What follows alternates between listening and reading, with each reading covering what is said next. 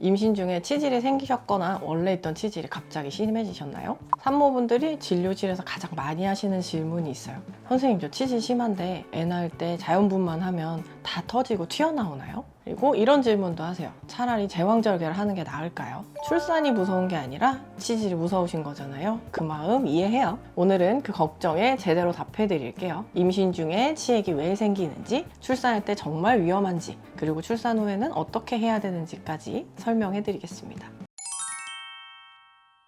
일단은 임신 중에 치액이 왜 생기는지 설명을 해드릴게요. 치질의 정식 명칭은 치핵이고요. 임신 중에 치액이 생기는 건 누가 잘못해서 그런 건 아닙니다. 임신을 하면 몸 안에 3가지 큰 변화가 동시에 일어나거든요. 첫 번째, 혈류의 변화예요. 임신을 하면 자궁이 커지면서 골반 쪽으로 피가 많이 쏠려요. 근데 치액 조직 자체가 대부분 혈관 덩어리거든요. 안 그래도 피가 몰리는데 자궁이 혈관 길목까지 눌러버리니까 혈관이 빵빵하게 부풀어 오르기 시작을 해요. 두 번째는 변비예요. 평소에 변비가 없던 분들도 임신하면 장운동이 느려지면서 고생하시는 경우가 많아요. 딱딱해진 변이 부풀어 오는 혈관을 계속 긁으면서 지나가니까 증상이 더 심해질 수밖에는 없어요. 세 번째, 이게 잘 모르시는 분들이 많은데 결체 조직 자체가 약해져요.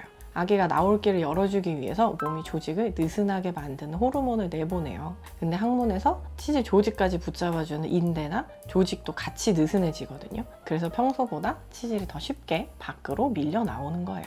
혈류, 변비, 결체 조직의 약화, 이 3가지가 한꺼번에 일어나는 게 임신이에요. 치액이 생겼다고 뭔가 잘못하신 게 아닙니다. 이렇게 아프다 보니 연고라도 바르고 싶은데 혹시 아기한테 안 좋을까봐 꼭 참으시는 분들 많으시죠? 결론부터 말씀드릴게요. 시중에서 흔히 구하는 항문 연고는 대부분 국소 부위에만 작용을 해요. 전신으로 흡수되는 양이 극히 적어서 태아한테 미치는 영향도 굉장히 적은 편이에요. 다만 스테로이드 성분이 포함된 제품은 주의가 필요할 수 있어요. 임신 초기이거나 걱정이 많이 되신다면 성분을 확인하시고 산부인과나 항문외과 전문의와 상담 후 처방받으시는 게 가장 안전해요. 한 가지만 꼭 말씀드리고 싶은 게 있는데 무작정 참는 스트레스가 오히려 더 안 좋을 수 있어요. 너무 아픈데 아무것도 못하고 버티는 것 자체가 몸에 부담이 많이 돼요. 고통을 혼자 참지 마시고 전문의와 상담해서 안전한 방법을 찾아보세요. 가장 많이 걱정하시는 부분일 것 같은데요. 치액이 있는 상태에서 힘을 주면 정말 터져버리는 건 아닐까? 출산 과정이 치액을 훨씬 심하게 만드는 건 아닐까? 결론부터 말씀드리면 치액이 있다고 해서 출산 방식을 바꿔야 되는 경우는 드물어요. 출산할 때 힘을 주면 당연히 치질 부위가 더 튀어나올 수는 있어요. 출혈도 늘어날 수도 있고요. 근데 그것 때문에 제왕절개를 해야 하냐? 요거는 이유가 되진 않습니다. 출산 방식은 산부인과 선생님과 충분히 상담하셔서 결정하시면 될 것 같아요. 출산 후에는 오히려 치액 증상이 줄어드는 경우도 있어요. 자궁이 다시 작아지면서 혈관을 누르는 압력이 사라지거든요. 물론 출산 후에도 증상이 남거나 더 심해지는 경우도 있기는 합니다. 그래서 출산 후에 어느 정도 시간이 지나고 나서 상태를 다시 확인해 보시는 게 좋아요. 출산 후에 치질 치료 언제 하는 게 좋냐? 굉장히 많이 물어보시는데요. 저는 환자분들께 이런 식으로 설명을 드려요.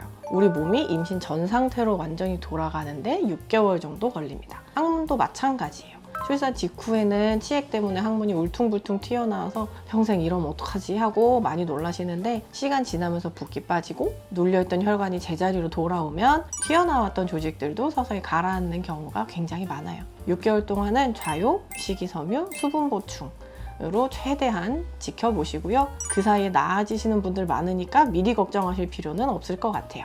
6개월이 지났는데도 여전히 불편하고 의학적으로도 치료가 필요한 상태라고 판단이 되면 그때 결정하셔도 늦지 않습니다. 모유 수유 중이신 분들은 약 복용에 제한이 있기 때문에 어떤 방법이 맞는지 꼭 전문의와 상담하시고 결정하세요. 마지막으로 둘째를 계획 중이신 분들한테 꼭 드리고 싶은 얘기가 있는데요. 첫째 때 치질로 고생을 하셨으면 둘째 임신 중에는 똑같은 상황이 반복될 가능성이 꽤 있어요. 임신 중에는 치료하는데 제한이 굉장히 많거든요. 약 하나 쓰는 것도 조심스럽고 시술도 당연히 함부로 할 수 없고요. 그래서 저는 이렇게 말씀을 드려요. 임신하고 고생하는 것보다 임신 전에 처방을 받아두는 게 본인한테도 훨씬 편하다. 첫째 때 하는 고생, 둘째 때는 안 하시는 게 좋습니다. 정리할게요. 임신 중 치액은 혈류 변화, 변비, 결체 조직의 약화 이 3가지가 한꺼번에 일어나면서 생기는 거예요. 치액이 있다고 해서 출산 방식을 바꿔야 하는 경우는 드물고요. 출산 후에는 몸이 회복되면서 증상이 나아지는 경우도 있고, 그래도 불편하시다면 그때 전문의와 상담해서 방향을 잡으시면 됩니다.